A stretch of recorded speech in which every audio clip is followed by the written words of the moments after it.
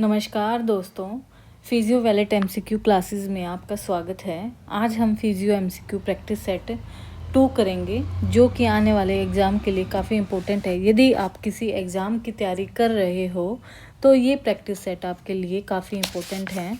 इस practice set में जो पूछे गए प्रश्न हैं ऐसे ही आपकी परीक्षा में पूछे जाएंगे। सो question number 1, A hypothesis in research is Option A proven fact, a statement of the problem. C, a testable prediction or explanation. D, the final conclusion of the study. So answer here is a statement, नहीं sorry, option number C, a testable prediction or explanation. ठीक है, तो ये हमारी जो research है उस research को क्या करता है, टेस्ट करता है, टेंटेटिव करता है और प्रिडिक्ट करता है और एक्सप्लेनेशन देता है। हाइपोथेसिस भी 2 टाइप्स की होती हैं, alternative hypothesis and alternative hypothesis and null hypothesis. नल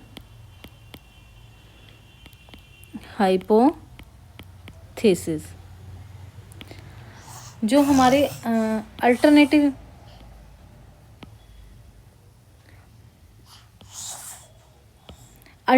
और नल हाइपोथेसिस में क्या डिफरेंस है। अल्टरनेटिव जो हाइपोथेसिस है वो क्या करती है, जो हमारे 2 वेरिएबल्स हैं, 2 वेरिएबल्स हैं, 2 वेरिएबल्स के रिलेशन को फाइंड करती है, बताती है। ठीक है, रिलेशन बिटवीन 2 वेरिएबल्स। और नल हाइपोथेसिस ये रिलेशन को नहीं बताती है, no relationship between 2 variables. So question number हमारा 2 है, which type of research is primarily cogender with understanding human behavior through interview, case study and ethnography। ठीक है, हमारी जो रिसर्च है उसमें interview, case study and ethnography, ये कौन सी रिसर्च में होता है। Option A quantitative research, B descriptive research, C qualitative research and D experimental research. So answer here is qualitative research. Qualitative research में human behaviour through interview, case study, ethnography, ये वाली research हमारी होती है। Quantity में कौन सी research होती है, क्वांटिटी में न्यूमेरिकल होती है, न्यूमेरिकल रिसर्च। एक्सपेरिमेंटल में, एक्सपेरिमेंटल के नाम से ही आप कि एक्सपेरिमेंट करके जब कोई रिसर्च की जाए उसे एक्सपेरिमेंटल रिसर्च। डिस्क्रिप्टिव रिसर्च क्या होती है, डिस्क्रिप्टिव जो रिसर्च होती है ये रिसर्च क्वांटिटेटिव भी होती है, और क्वालिटेटिव भी होती है। इसमें दोनों ही रिसर्च होती हैं, न्यूमेरिकल भी और इंटरव्यू, इथनोग्राफी, केस स्टडी। ठीक है, ये दोनों होती है। ये जो डिस्क्रिप्टिव रिसर्च है ये पॉपुलेशन में,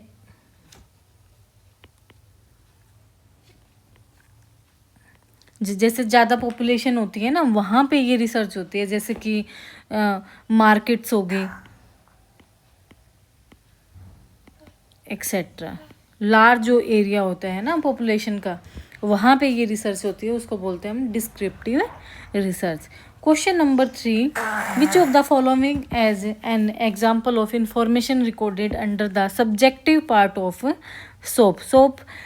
subjective, S mean subjective, O means objective, A means assessment and P means protocol या प्रोग्राम। ठीक है, ये दोनों ही आ सकते हैं, प्रोटोकॉल या programme. So option A, the patient range of motion, B, the patient complain about pain level, C, therapist clinical impression, D, the patient diagnosis. So ये क्या है, subjective, objective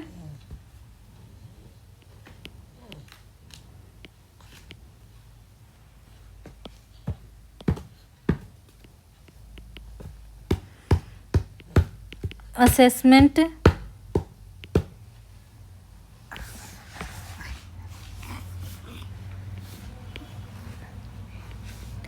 program या protocol. So answer here is the patient complain about pain.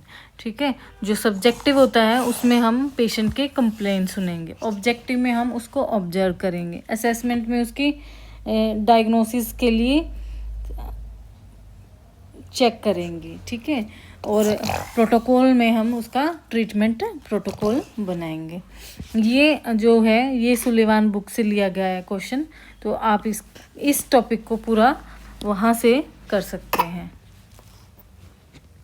Question number 4, the data set 4444 has a standard deviation of, देखो यहाँ पे कोई भी deviation नहीं है, तो यहाँ पे स्टैंडर्ड डेविएशन कितना होगा हमारा, option A 0, B 1, C 2, D 4। So answer here is 0 ए।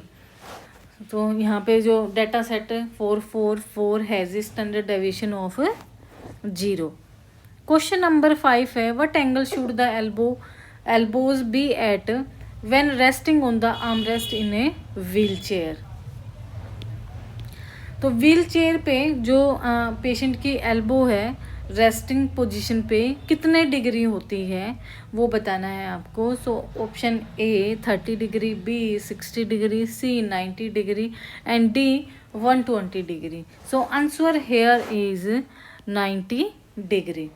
देखो यहाँ पे जो एल्बोज का जो डिग्री दिया है वो भी 90 है, जो नी की जो डिग्री होगी व्हील चेयर पे वो भी 90 डिग्री मिलेगी आपको, और फुट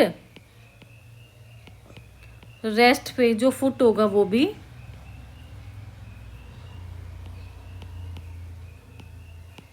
फुट रेस्ट 90 डिग्री, ठीक है। तो एंगल जितना भी होगा डिग्री का वो 90 डिग्री ही होगा। क्वेश्चन नंबर 6 है हमारा, विच of the weakest ligament of the body, हमारे बॉडी में कौन सा लिगामेंट सबसे वीक है। जैसे कि हमें स्ट्रोंगेस्ट का पता है, ठीक है, तो आंसर है option A iliofemoral ligament, B pubofemoral ligament, C deltoid ligament, D ischiofemoral ligament. So answer here is ischiofemoral ligament,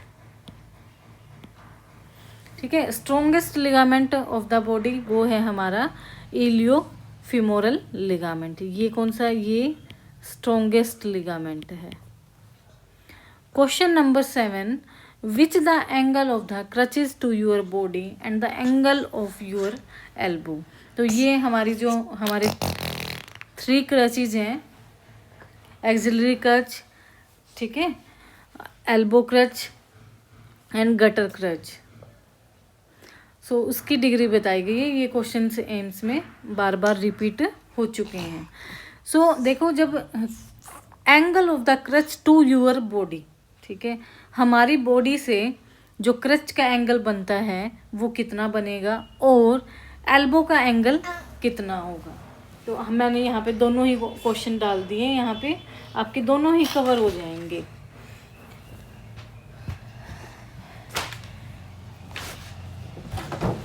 so option A 45 and 30 degree, B 30 degree, C 45-25 degree, D 90-65 degree.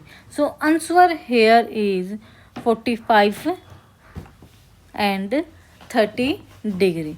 जो elbow से creche का जो angle होगा वो कितना होगा, अगर आपसे एल्बो का पूछा जाए तो 30 डिग्री और क्रच टू यूर बॉडी पूछा जाए तो 45 degree. Question number 8, which of the following is the most common reason for amputation. Option A trauma, B infection, C diabetes, D congenital deformities. So answer here is diabetes. Question number 9. Racket theory is also known as sliding theory, B. walk along theory, C. both A and B, D. only A. So answer here is both A and B. Racket theory is also known as sliding theory and walk along theory. These theories are responsible for muscle contraction. Question number 10. What is the ideal distance between the axillary pad and the armpit when measuring axillary crutch? तो armpit से जो हमारी armpit होती है, armpit से जो axilla का pad होता है, जो क्रच होता है, उसके बीच में कितना स्पेस होना चाहिए, कितना डिस्टेंस होना चाहिए? Option A 4 to 5 centimetre, B 2 to 3 centimetre, C 6 to 8 centimetre, D 10 to 12 centimetre. So answer here is 2 to 3 centimeter distance between the axillary crutch. अब देख लेते हैं हम क्रच ना हमेशा एग्जाम में आते हैं, एम्स में बार बार पूछे जाते हैं, एम्स में कई बार आ चुके हैं ये, ठीक है. सो क्रचेस क्या है? क्रचेस हमारे वॉकिंग एड हैं जो that serve to increase the size of an individual base of support, जो कि बॉडी को हमारी बॉडी को क्या करते हैं? सपोर्ट देते हैं. They transfer weight from the leg to the upper body and are often used by people who cannot use their legs to support their weight. From short term injury to lifelong disability. Crutch की 3 types हैं, axillary और under arm creche, ठीक है. Axilla भी आ सकता है और under arm भी आपसे पूछ सकते हैं. बी फोर आर्म क्रच, सी गटर क्रचेज, ठीक है. तो जो एक्सिला और अंडर आर्म क्रचेज हैं, ये इनकी मेजरमेंट दी हुई है. They should be position with 2-3 finger of distance between the axilla and the axilla pad with the elbow flex between. देखो इसमें एक्सिला में जो एल्बो है उस एल्बो की डिग्री कितनी होगी? एल्बो फ्लेक्स कितना होगा?